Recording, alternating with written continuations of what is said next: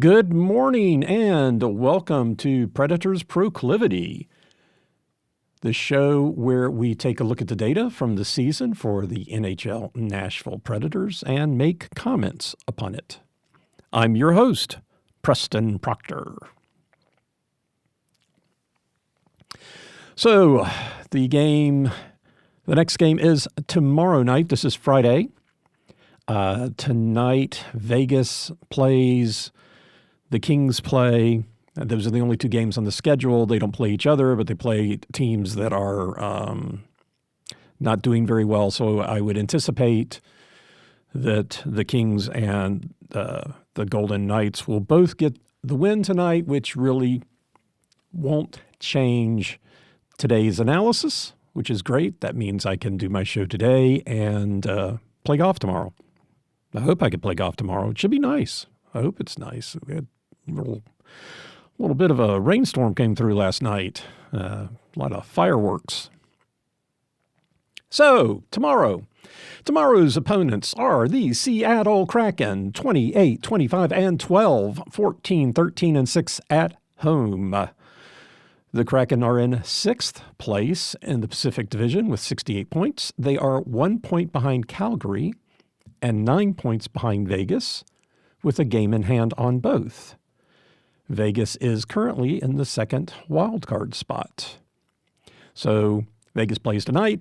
They win, 2 more points. So, then the Kraken will have 2 games in hand and be 11 points behind Vegas. So, not that big a deal. Of course, the Blues and the Wild are also between Seattle and the number 2 spot. So they have a lot of teams to climb over if they're going to make the playoffs this year. Know that I've talked before about how we are Kraken fans. This time of the season, we kind of look at, who's playing well, who needs the win. I think the Preds need the win.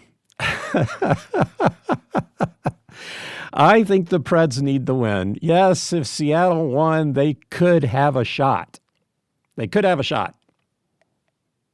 mean, they're, not eliminated. There's always a possibility, but it's, not looking very good. So, for Seattle. So I think it's better for the Preds to win. Oh, yes. We're going to pull for the Preds tomorrow night. I might wear a Kraken hat, but, well, the game's in Seattle, so I'm not going. I would love to go see a game in Seattle. I'd love to magically be transported to the stadium because I'm sure it's just a big mess getting to it because it's all like 2-lane roads. And anyhow, the game. Let's talk about the game. What do you say? The Kraken, they are 5-5 in their last 10 games and have lost their last 3, corresponding with the games since the trade deadline, and they were all at home. So they are on a 3-game home losing streak, all at home. They're on this homestand. So every game on their homestand, they've lost 3 games. They lost to Winnipeg, Vegas in overtime, and Washington. Vegas, Winnipeg are currently in playoff positions. Washington is not. Their last win was against Winnipeg, in Winnipeg, with Joey Decord in goal. In this 10-game stretch, their record against current playoff-seeded teams is 3-3. Not bad, not making up ground is, I guess, the problem here. So they're 3-3 against playoff-seeded teams, which makes them 2-2 against non-playoff-seeded teams. The seeded teams that they've won against are Boston, Vancouver, and Winnipeg, and they've lost to Vegas, Winnipeg, and Edmonton. It seems like every time I'm talking about a team these days, Winnipeg is in the conversation. So an interesting status with Seattle is their primary goaltender coming into the season was Grubauer. He was on long-term injured reserve for about a month. Or he's been back for about a month. I think he was out for about 2 months. So he's been back for about a month, and he's splitting about even with Decord in goal. So I think Decord was in goal against Washington. Most likely Grubauer will be in goal Saturday night. The overtime loss to Vegas was Grubauer's loss. The Kraken were up 4-2 when they scored with 8.5 to go, but then gave up 2 goals. The first with less than a minute after the last Kraken goal, and then the tying goal with 17 seconds left to go to overtime. So that was a tough loss. He is 4-1-1 over this last 10-game span, which makes Decord 1-3. I mentioned the trade deadline. They've lost all their games since then, but they were quiet at the trade deadline. 2 days prior, they did trade Alex Winberg to the Rangers for 2 draft picks, a second round in 2024, a conditional 4th rounder in 2025. So they didn't really want to be sellers, but they did trade one of their players and they didn't get anything for it. That would be on the Wednesday the 6th. So hard to say what the strategy is there in Seattle. They didn't want to sell. They're not really trying to make their team better. So there they are. The Preds are 38-25-4, 20-10-3 on the road. They beat Winnipeg on Wednesday 4-2, getting 2 goals in the first and third periods, with the Jets then getting both of their goals in the third after the Preds had already scored 4 goals. The Preds are 8-0-2 in their last 10 games, overtime losses to Montreal at home and Minnesota on the road. They are 11-0-2 since the decision not to go to the U2 concert. Big turnaround. Gotta like that. I'm not really a U2 fan. I would have been just fine with that decision. Going to a nice concert, it probably would be fun. I don't know. I've never really looked into U2. I'm sure the concerts are fun. I just don't know. Like I say, I'm not really a fan of their music, so I don't. Anyway, this is not the YouTube podcast. Oh, it's a fun morning here in Nashville. That rainstorm last night must have really kind of played with the connections and neurons in my brain. But anyway, so tonight, Saturday night, is the last game of the 4-game road trip. They're 2-0-1 on this road trip, which is not bad. Kind of where you want to be, making up points on every game, trying to stay ahead of the second wild card spot, and making up ground on. I guess it's Winnipeg now would be a little hard. So. The Preds, after Saturday night's game, they come home for 1 game against San Jose. Then they're off to Florida for 1 game with the Panthers, and then back home for 2, Detroit and Vegas. The Preds are in 4th in the Central Division with 80 points, 7 points behind Winnipeg. The Jets have 2 games in hand, so not really looking at Winnipeg being the third-place team. Most likely going to be Colorado, but still 7 points behind Winnipeg, 2 games in hand.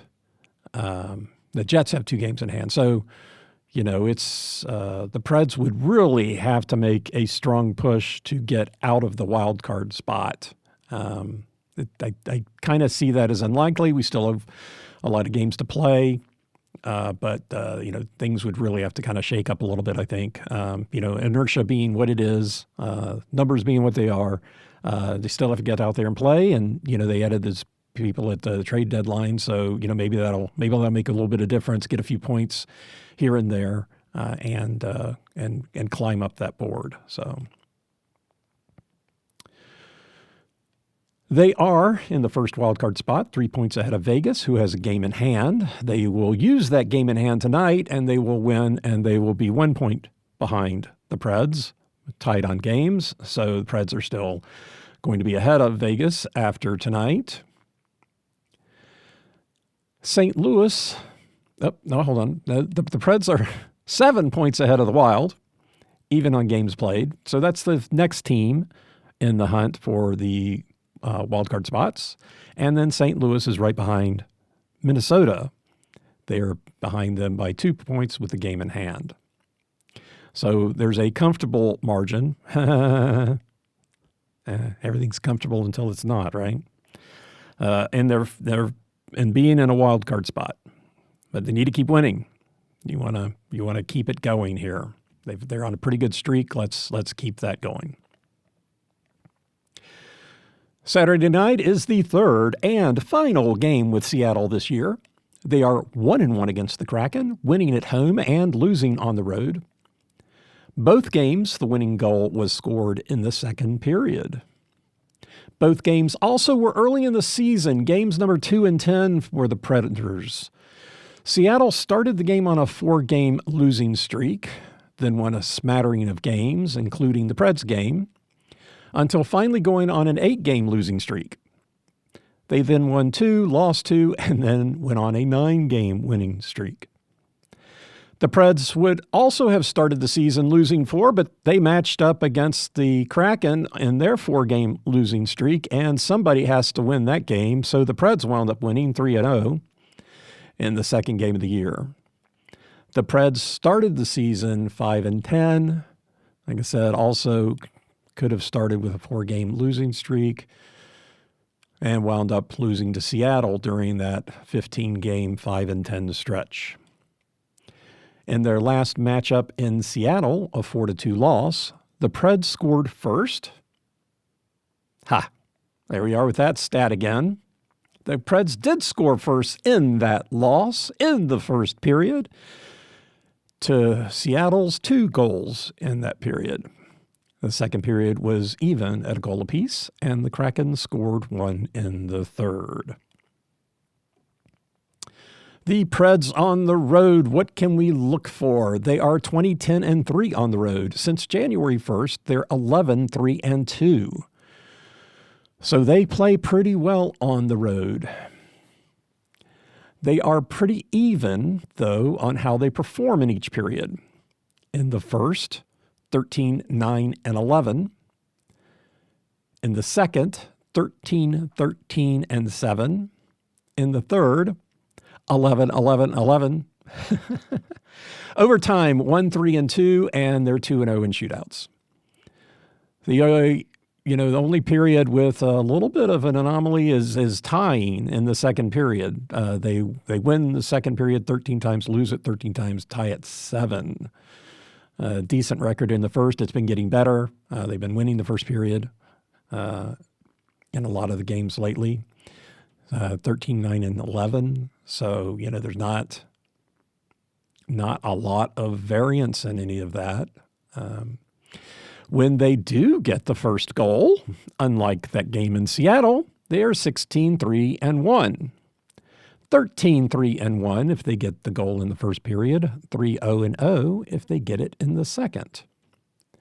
If they don't get the first goal, they are 4-7-2. 3-6-2 if it's the first period, 1-1-0 in the second period. On this road trip, they scored first in their 2 wins and did not in their loss. So let's hope that the Preds come out Saturday night and get a goal early in the first period, and then we can have smooth sailing from there. That would be awesome. Getting the first goal on the road also improves their record for the first period. It becomes 12-2-6 instead of 13-9-11. Their second period stays pretty even at 8-6-6 from 13-13-7. So getting the first goal on the road doesn't really change the number of times that they tie the second period. with the third being 7, 4, and 9 from 11, 11, 11. Overtime, 1, 1, 1 from 1, 3, 2, and 1 and 0 from 2 and 0. If they don't get the first goal, they have a losing record for each period. 1, 7, and 5, 5, 7, and 1, 4, 7, and 2, 0, 2, and 1. Oh, wait a minute. They're 1, 0, and 0 in shootouts. Well, there you go. If they don't get the first goal, let's hope they go to a shootout. Don't like that at all. I don't like that at all. Let's just get the goal in the first period and forget about it. Forget about it. If they only win one period, they are now 6 and 6, winning 1 and tying 2 against the Jets. If they only lose one period, they're 9 and 2. When the Preds win 45% of the time on the road, the winning goal is in the third period. 10% in the first, 30% in the second. This is versus 34% overall in the third, 34% in the second. So overall, it's 34% third and second periods. When they lose on the road, the winning goal has never been in the first period. 54% of the time, it's the second period that the winning goal is scored. 23% of the time the third, 23% of the time at overtime. Overall, when they lose, the second goal is 38%. So significantly different on the road for the results in the second period. So, overall, I started the podcast because I thought the second period had, I thought they played pretty poorly at home, and the data has actually kind of shown that they look to play better on the road in the second period, and it's kind of interesting to see that the winning goal is scored in the second period more than half the time when they're on the road and they lose. So anyhow, let's hope they get that first goal.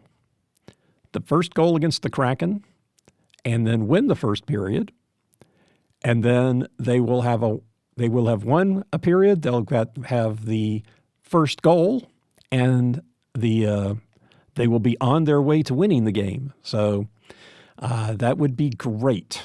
Go Preds! They need the win more so than Seattle. They need to stay ahead of Vegas and Minnesota and St. Louis. Like I said, trying to catch up with Colorado.